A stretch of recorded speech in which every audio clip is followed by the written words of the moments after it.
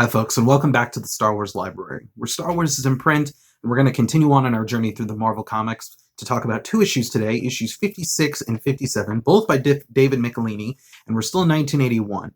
And it is called Coffin in the Clouds and Hello, Bespin, Goodbye. So it's issues 56, Coffin in the Clouds, and Hello, Bespin, Goodbye. Right here. Again, we are still in our trade paperback, Screams into the Void, which is volume 4 of the Marvel Star Wars trades that I have a long time ago by Dark Horse. So, I didn't talk about it last episode because, again, I didn't really want to spoil it. But if you're watching this, I guess you've already read it or you don't care about spoilers, right? Because I will say that this picks up right after the last one. So the last issue ended, Lando is left alone on Cloud City. Lando's going back to try and, do something with the city because the last time he's been there was in Empire Strikes Back when they all were leaving.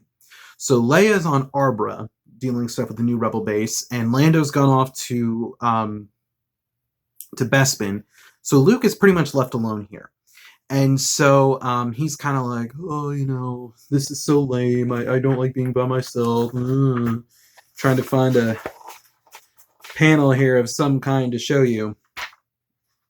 But anyways, so he is doing his thing, and so Lando's going back to Cloud City. That's really the main point of these stories.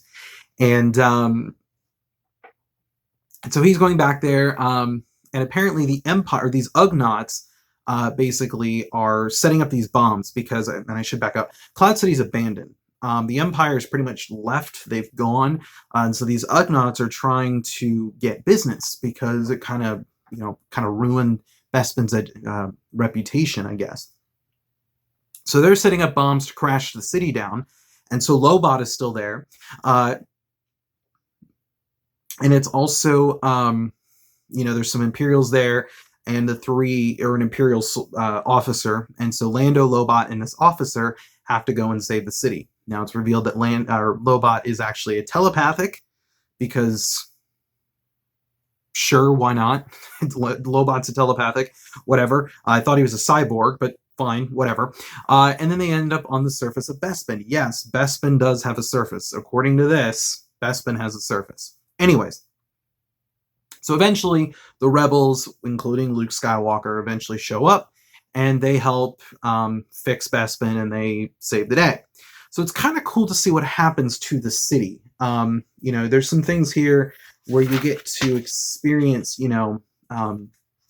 cool things and seeing it abandoned and kind of seeing the aftermath there. For example, coming in here, Lando goes and because of the bombs, the city is kind of tilting.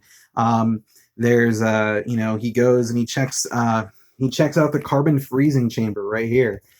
So just kind of cool to kind of go back and see some of these familiar locations again, which is, you're doing it to make people, like, oh, I remember that, like in the movie, But anyways, that is not the biggest thing here. The big thing here is that these, two issues in this arc, they actually introduce Shira Bree, and it's building up a romantic relationship between her and Luke. And Shira Bree, for those of you that know, becomes quite a big deal later on in this series. She later becomes the Dark Lady of the Sith, Lumaya, and she is one of the main protagonists, or antagonists, I should say, in the Marvel Star Wars series. And so, for example, this is her first time we're seeing her here, with Luke and Leia, and that there. So it's just, again, it's really cool to see that. So eventually the Marvel series stops, and then she's kind of never heard from again. The most we hear from her post-Marvel is in guides and source books and stuff like that. We really don't see too much of her. And remember, at the time, they are now, but at the time, these were not considered C canon. They were considered N canon, non-canon. They weren't brought into the S canon and the C canon status until much, much later. So, going into the modern EU, Lumaya was mentioned, therefore brought into C canon, earlier than the rest of the Marvel stuff, but we really didn't see too much of her, and everyone kind of thought, would they ever bring Lumaya back?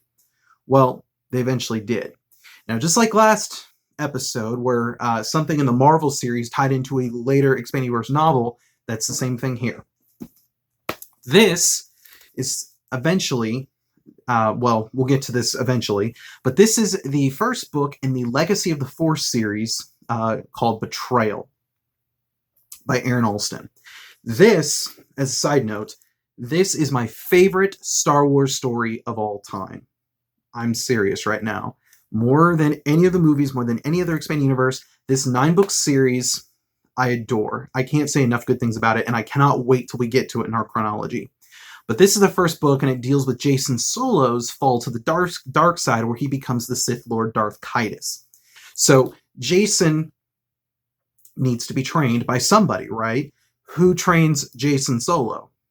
None other than the Dark Lady of the Sith, Lumaya. In fact, they start calling her Shira Bree, and then sure enough, it turns out to be Lumaya in this book and in that series.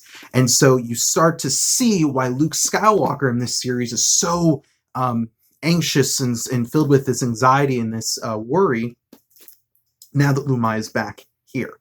So again, another cool thing where a Marvel Comics character from the 1980s gets pulled in and connected to a modern Expanded Universe book. That is fantastic, and I love that. I love that so much. And I think it is so, so cool, and it changes everything. It's such a, Lumaya is such a turning point in the Skywalker and Solo story. And like I said, if you haven't read this series yet, highly, highly recommend this series. And I mean, I can't talk enough good things about the Legacy of the Force. Amazing stuff. And like I said, I'm sure we'll have a long episode here on the Star Wars Library when we get to Legacy of the Force. Anyways, but getting back to actually what we're supposed to be talking about, right? Marvel Star Wars 56 and 57, which are in here. Are these essential reads? Yes, absolutely. Whether you're a Marvel reader, whether you're a modern Expanded Universe reader, they're absolutely essential. I think if you're just a Marvel reader, it explains, what's going on with Cloud City, what's happened since then. But even if you're not into the Marvel stuff, I'd still say recommend it because, again, it's going to build up a lot of things and help you better understand. The novel does a pretty good job, but it'll help you better understand Luke Skywalker's relationship with Lumaya and why she is such a big threat in the Legacy of the Force series and later on even in the Marvel series when you encounter her more. So that's all I have the time for today, folks. Thank you so much for tuning in, and I will see you next time with another episode of the Star Wars Library.